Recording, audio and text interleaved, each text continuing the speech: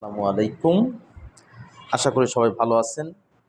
ফেসবুকের ৩য় নম্বর কোশ্চেন ছিল I wish I were dash. এখানে আমাদের কোন প্রোনাউনটা ইউজ হবে? তার মানে পজিশন অফ প্রোনাউন যদি আমরা না জানি, প্রোনাউনের ব্যবহারটা আমরা করতে পারবো না। প্রোনাউনের অ্যাভেলেবল কোশ্চেন বিসিএস থেকে শুরু করে পিএইচডি বিভিন্ন পরীক্ষায় আসছে। এই প্রশ্নটা বিসিএস থেকে শুরু করে পিএইচডি বিভিন্ন পরীক্ষা এবং অ্যাডমিশন এমন কোনো ভার্সিটি নেই যে পরীক্ষায় আসেনি। আমরা দেখব এই ধরনের প্রশ্ন প্রচুর আসে। আমরা একটা প্রশ্ন সলভ করে মিনিমাম 10টা প্রশ্ন সমাধান সলভ করতে পারবো আমরা, একটা প্রশ্ন যদি ভালোভাবে জানি। দেখেন, আই উইশ আই ওয়্যার, এই ভার্বটা সম্পর্কে অগাধ জ্ঞান থাকতে হবে। শর্ত হলো বি ভার্বের পর পার্সোনাল প্রোনাউনে সর্বদা সাবজেক্টিভ ফর্ম বসে।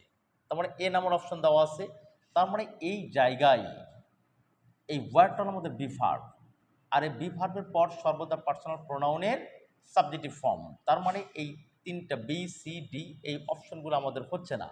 এখন শর্ত কেন? অর্থাৎ বি ভার্ব যখনই আমাদের থাকবে, তারপর যখন গ্যাপ থাকবে, তখন পার্সোনাল প্রোনাউনের সর্বদা সাবজেক্টিভ ফর্মটা আমরা দেব আশা করি। এখন শর্ত, এই বি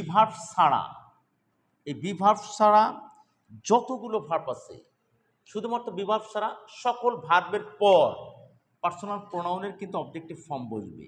বি ভার্ব ছাড়া সকল ভার্বের পর পার্সোনাল প্রোনাউনের অবজেক্টিভ ফর্ম, শুধুমাত্র এই বি ভার্বের পর পার্সোনাল প্রোনাউনের কি বসে? Subjective form. এরকম আরও অ্যাভেলেবল উদাহরণ আছে, it is dash, who am a কি, ডক্টর বা টিচার। তাহলে এখানে অপশন থাকবে ঠিক এইরকম, আই, বি নম্বর কি মি, সি নম্বর কি মাই, ডি নম্বর কি মাইন। অ্যাভেলেবল স্টুডেন্ট কিন্তু মি দিয়ে আসবে, অর্থাৎ 99% ছেলে মেয়ে কি দিয়ে আসবে? মি দিয়ে আসবে। কিন্তু না, এটা আমাদের কি ভার্ব? লিঙ্কিং ভার্ব, অর্থাৎ বি ভার্ব।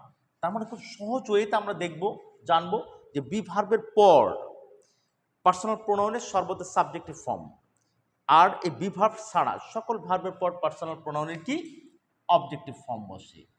এরকম আরও প্রশ্নের উত্তর পেতে ইনশাল্লাহ আমাদের সাথে থাকবেন। আমরা আশা করি সে প্রশ্নগুলো সলভ করবো বা উত্তর করবো। Thank you, that's all.